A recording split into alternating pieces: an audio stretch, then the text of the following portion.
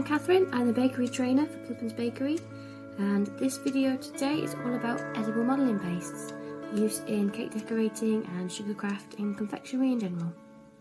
So we'll start with sugar paste. This is the one everyone will really recognise.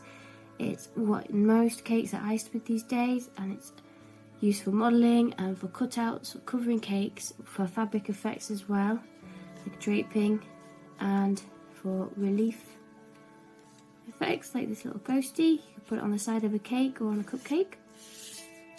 It is naturally white, so easy to colour, naturally flavourless, and so it will go with any flavoured cake. And it's really easy to work with, soft, malleable, it will go where you want it to go.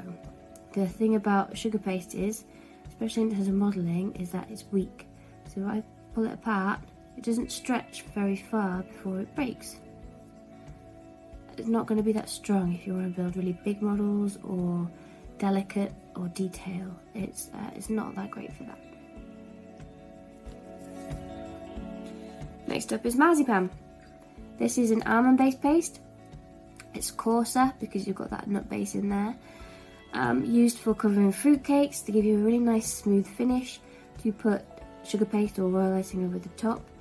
It's highly flavoured as well, so it's going to give you that almond flavour no matter what you use it in. You can use it for covering, for modelling, especially traditionally for little fruits like these. I've made a little peach and a little pear out of marzipan. And it's also used as an ingredient in things like stollen at Christmas time and simnel cakes at Easter. Great thing about it is that it sticks to itself when you're modelling, so you don't have to have any edible glue. The bad thing about it is that it gets stickier and stickier the more you work with it. It will get on your fingers and it will get softer, and just like sugar paste, it's not as strong. So if you pull it, it will break. It's very soft, and you won't get really big models or structures out of it before it starts to be too weak to do that with.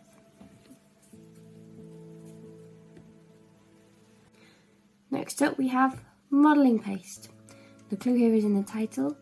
It's specially designed for modelling. It's got an extra gum in it that makes it stronger. You can use it for models, for plaques, for cake toppers especially, because it has that strength to it, off pieces, and fabric effects again.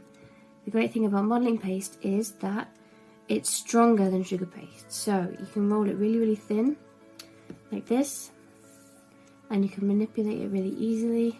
Get really tight coils, make those fabric effects with it, and it will not snap on you because it's strong enough to withhold it. Also make little models with it, like this little white cat, and the details like the tail and the ears will stand up really easily on their own, and it'll dry really fast. So these are already dry. I made this about 5 minutes ago. It's already setting up and holding its shape. It's white, just like sugar paste, so coloured really easily. Flavourless again, so it will go with any cake that you want it to go with. The thing about it is that when you stretch it, it's more elastic, so it's more tolerant to model with. But that also is reflected in the eating quality. So even though it's edible, it's chewier than sugar paste. It's not as nice to eat. You wouldn't cover a cake in modelling paste. It wouldn't be a very nice eating experience. You would always use sugar paste for that. Last but not least, we have modelling chocolate. So this again is stiffer to model with.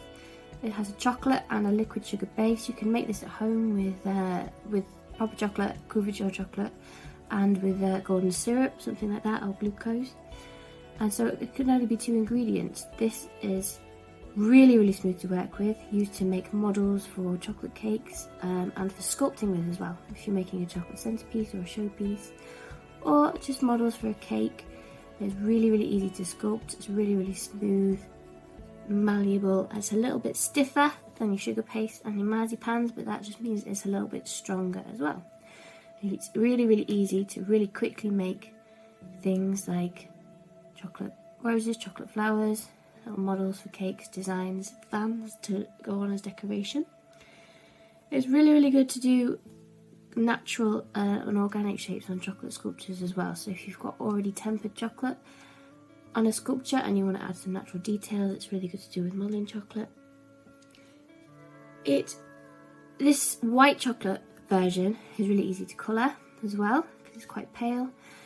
You can make it with milk and dark chocolate too, and it can paint it as well with cocoa butter based paints, or edible metallic dust look really, really good on dark modelling chocolate. And it is really, really easy and simple to mould into shape. Just with your fingers, you can see the shininess on my fingers. The oils do come out of it if you work with it for too long. In that way it's similar to Marzipan. Just add that on and bend it to where you want it to go. Quick and simple. That's been edible modelling paste. Thank you very much.